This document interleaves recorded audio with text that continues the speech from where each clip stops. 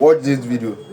You said the people that are fighting us the most are the people who don't have 1 million in their bank account. You know that the NDIC said 98% of bank holders in Nigeria can't boast of 500K in their bank account. Those are the people fighting.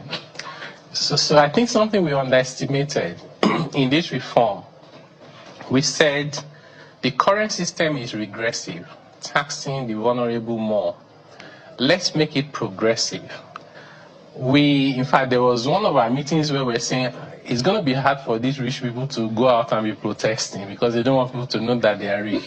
We underestimated how these guys can manipulate the average person to fight the fights on their behalf, even against their own interests. That was what played out, and it's totally unbelievable. There are content creators who admitted they make up to $10,000 a month. They don't want to pay tax. You think they will go and create a content that says they want to tax $10,000 a month? No. They say they're going to debit your bank account. So you can help them fight. Debit your 5,000 naira. You can help them fight the reform, you know.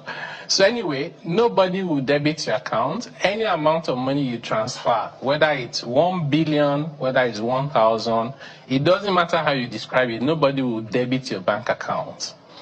At the end of the year, you tell the government yourself. You know the amount that is your income, you know the one that is not your income.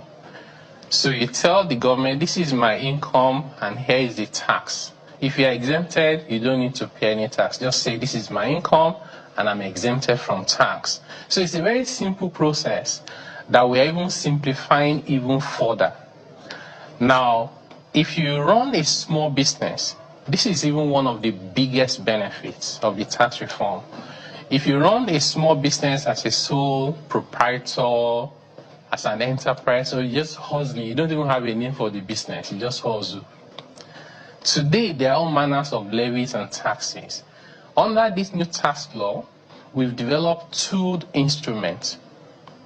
One, the Constitution says the center cannot dictate to the state and local governments.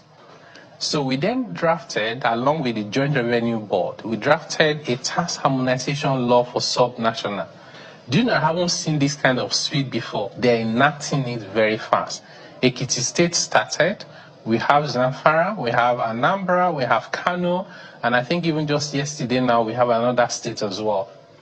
Lagos State has promised to do their own. In addition to that, we have developed what we call a presumptive tax regime.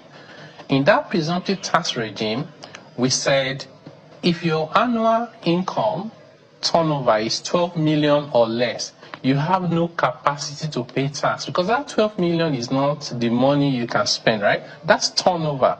You need to cover cost of sales, other expenses. And then we went further because we don't want the tax officer making that judgment.